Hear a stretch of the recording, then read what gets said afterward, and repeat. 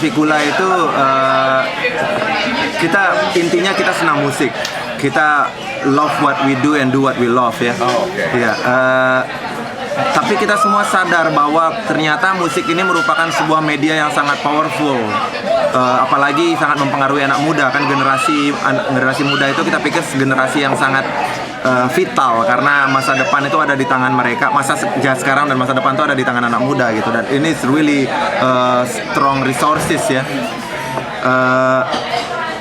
Dan kebetulan juga di band yang mendapat tugas bikin lirik itu kan saya, dan kebetulan concern saya di luar musik, saya juga banyak bekerja dengan LSM dan organisasi sosial dan lingkungan. Dan di situ saya melihat bahwa informasi-informasi yang beredar di NGO ini sangat penting, tapi karena NGO ini atau organisasi sosial ini menggunakan bahasa yang terlalu formal, bahasa NGO, sehingga anak-anak muda kadang-kadang susah mencerna karena terlalu tinggi mungkin bahasanya apa semua. Padahal informasinya sangat penting. Dan jadi kita di band sepakat bagaimana kalau kita gunakan saja musik sebagai media untuk sebuah perubahan berpikir, perubahan positif bagi anak muda terutama dengan bahasa yang mereka mengerti. Untuk meningkatkan kesadaran bersama, kesadaran bersama mengenai lingkungan. Dan kita jadi pendidikan informal sebenarnya, mendukung pendidikan juga. Dan mendukung media juga sebenarnya. Ya, dan jadilah Navikula menjadi sebuah kemasan jurnalistik yang menggunakan musik sebagai media. Begitu. Iya. Kenapa kita memilih isu lingkungan ini penting? Karena kita lihat alamnya Indonesia itu semuanya kan bagus, tapi banyak sekali salah kelola, sehingga kerusakannya dalam kurun waktu yang cepat sangat parah. Tapi kerusakan parah ini kan dikorbankan untuk keuntungan material gitu lah, keuntungan material, tapi keuntungan material yang juga bukan untuk masyarakat Indonesia gitu. Jadi tidak ada keadilan sosial di situ. Di salah satu sisi lingkungan dieksploitasi, tapi uangnya juga tidak lari ke masyarakat sekitar yang menjadi korban akibat perusakan lingkungan itu. Sehingga kita pikir kita tidak judgmental, tidak memblame siapa-siapa, karena kalau kita ngomong tentang kerusakan lingkungan, we are all to blame, karena kita juga konsumen. Maksudnya apa? Maksudnya you all to be blame atau ikut bertanggung jawab. Ikut bertanggung jawab. Coba jelaskan, elaborasi sedikit. Apa maksud Anda bahwa semua ikut bersalah? Maksud Anda jadi pihak perusahaan, pengusaha, pemerintah, dan masyarakat. Iya. Tolong elaborasi sedikit. Iya. Kalau masyarakat ini mungkin karena kurangnya kesadaran, mungkin banyak sih yang sadar, tapi minoritas ya, kurang sadar. Sehingga untuk dari segi pola konsumsi itu ngawur kan.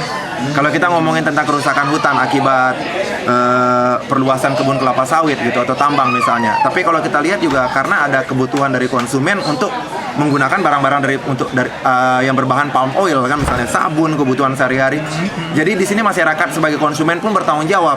Nah, kita kan mendidik power to the people. Jadi konsumen, tapi konsumen yang bertanggung jawab gitu loh. Selain itu juga kritisi terhadap pemerintah. Sebenarnya pemerintah punya hukum, Indonesia punya hukum perlindungan alam, perlindungan hutan yang sudah bagus gitu loh. Tapi apa betul? Jadi sekali lagi coba sebelum Anda lanjut, menurut Anda sebagai aktivis lingkungan, sebagai warga masyarakat juga, sebetulnya pemerintah Indonesia sudah mempunyai undang-undang lingkungan hidup yang baik. Yang sebetulnya kalau dilaksanakan law enforcement law enforcement, maka itu sebetulnya sudah akan baik. Begitu maksud Anda? Iya, sudah cukup baik kalau sudah cukup baik untuk melindungi ya dari segi hukum, karena kan semua negara punya hukum kan. Cuma permasalahan di Indonesia kayak hutan itu kan banyak dilanggar sebenarnya. Dan law-nya tidak di-enforce. Ada law enforcement, tapi itu pun karena desakan-desakan organisasi seperti Walhi. Kemarin kayak kasus Tripas, terbatas. Itu pun karena banyak NGO yang juga enforce untuk ini. Habis itu ada juga kebijakan-kebijakan baru gitu, kayak hak pengelolaan hutan, HPH gitu misalnya. Itu kan tidak adilan dong kalau gitu. Iya, itu kebijakan-kebijakan baru. Sehingga kalau kita sebagai warga kan kita lihat make sense saja. Memang kita semua mengejar pertumbuhan ekonomi negara. Kita semua setuju. Kita ingin negara Indonesia makmur, pertumbuhan ekonomi negara. Cuma kalau kita lihat kan pada kenyataannya pertumbuhan ekonomi ini sebanding tidak. Kalau dibilang pertumbuhan ekonomi saja mungkin angkanya besar gitu ya dari alih fungsi hutan gitu misalnya. Tapi belum ada kejelasan mengenai pertumbuhan ekonomi dapat sekian. Coba kurangi dengan kerugiannya. Misalnya hutan Indonesia seberapa banyak yang rusak, kayu-kayu. Sungai-sungai mata air, hutan hujan ini kan penting untuk sebagai penjaga mata air. Berapa banyak yang hilang? Jadi, local wisdom, tribe-tribe, suku-suku yang di situ berapa banyak yang hilang karena dengan hilangnya hutan hilang pula keanekaragaman, kekayaan. Jadi artinya secara pendek, artinya Anda itu sebetulnya maksudnya dengan perundang-undangan yang cukup, tetapi Anda mengharapkan sesuai seperti NGO-NGO lainnya supaya pihak pemerintah itu menerapkan policy yang make sense untuk masyarakat dan negara Indonesia. Begitu benar. kira-kira. Karena intinya sih kalau pemerintah punya itikat baik, bebas korupsi. Ini korupsi jadi masalah utama. Kita akan menyeret masalah korupsi juga di sini kan. Karena pelanggaran-pelanggaran ini kan karena ada uang kan. Karena ada korupsi. Yang membuat justru bukan problem utamanya di sana. Problem utamanya juga. Itu kita akan menyerempet korupsi, pelanggaran hak asasi. Tapi kita lihat lingkungan ini menjadi suatu yang sentral karena uangnya Indonesia itu ada di sumber daya alam. Nah, itu kan. Jadi semua permasalahan korupsi, bencana alam apa semua itu karena eksploitasi sumber daya alam yang tidak sustainable. Tidak sustainable. Jadi kuncinya adalah sebetulnya sustainability. Oke, itu kunci yang penting sekali. Kalau kita ngomongin lingkungan, kita akan ngomongin tentang segala, bukan menjadi anti ini, anti itu tidak. Pembangunan tapi developing yang sustainability. Jadi sustain atau berkelanjutan. Jadi apakah itu berkelanjutan? Berkelanjutan tidak, iya. Jadi pendeknya, jadi grup Anda ini sebetulnya kalau saya tidak salah tangkap, boleh tolong tambahkan lagi, yaitu ingin dengan musik-musik Anda ingin menyebarkan pesan-pesan melalui musik Anda mengenai meningkatkan kesadaran masyarakat berlingkungan atau lebih dari itu. Ya, lingkungan ini kalau kita ngomong terlalu besar kan. Tapi sebenarnya gaya hidup yang berkelanjutan lebih tepat. Sustainable living. Jadi mengelola alam berkelanjutan. Goalnya sih keadilan sosial juga ada di situ kan. Kalau kita ngomong Indonesia kan ngomong Pancasila kan. Tujuannya sila 1, sila kedua, sila ketiga, sila 4. Goalnya kan ada di sila kelima, keadilan sosial bagi seluruh rakyat Indonesia. Saya potong ini. Oke.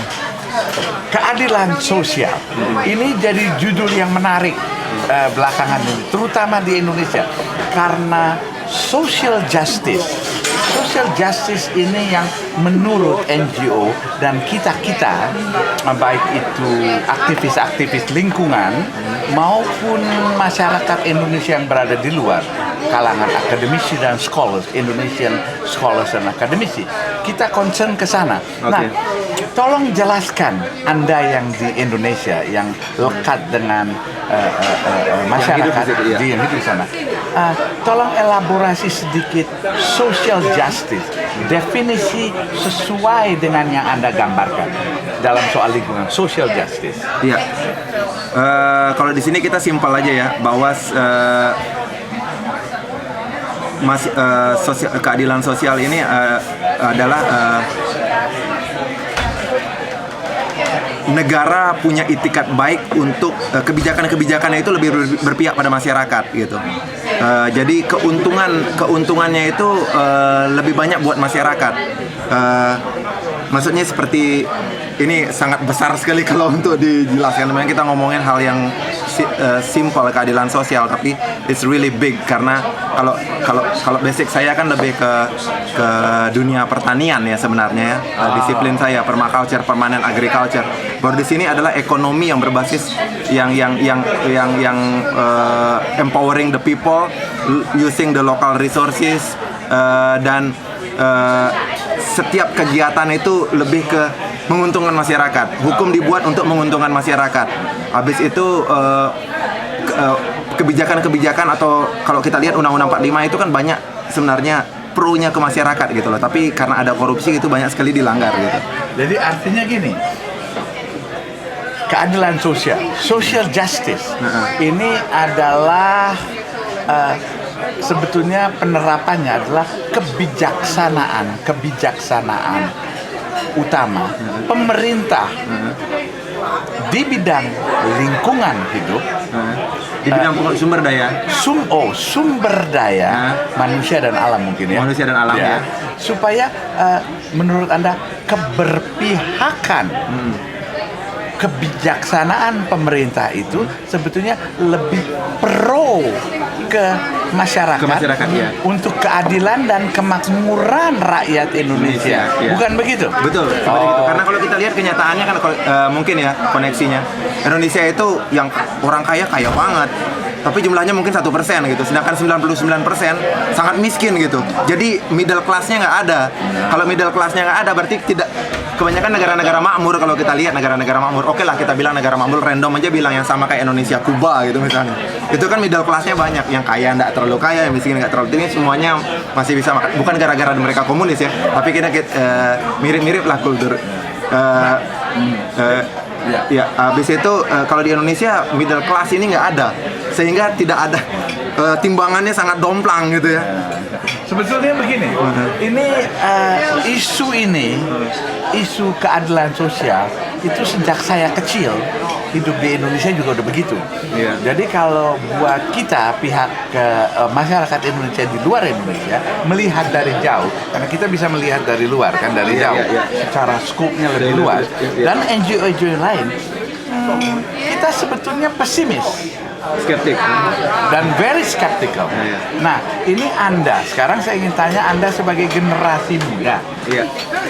Anda ini mau aktif begini, apakah seberapa besar rasa optimisme Anda? Sebab kayaknya history always repeated dan fail. Indonesia itu selalu gagal. Dan apa yang membuat Anda ini sekarang kok agak optimis? Okay. Coba ceritakan, saya nggak ngerti. Menarik. Oke. Kita juga dibentuk oleh dunia yang skeptikal karena orang-orang tua saya juga sudah sangat skeptik. Ada lebih besar skeptik daripada hope sebenarnya, tapi there's always hope. Karena semuanya dikasih kesempatan, ada kesempatan. Kita sebenarnya seperti dibilang tadi, bukan mau judgmental, bukan mau memblame siapa-siapa, tapi kita kayak ada rasa kalau nggak kita yang bergerak sekarang siapa lagi gitu. Ada beberapa kunci, mungkin salah, mungkin apa semua, tapi ada beberapa filosofi yang kita pegang yang lebih simpel. Misalnya kayak Indonesia itu negara kaya yang bisa punya potensi untuk kedaulatan pangan karena Indonesia negara agraris. Tapi sekarang petaninya sendiri gara-gara Indonesia kerja sama Monsanto gitu misalnya, semua GMO masuk ke Indonesia, semua hybrid, sehingga petaninya jadi jangki, semuanya jadi ketergantungan gitu.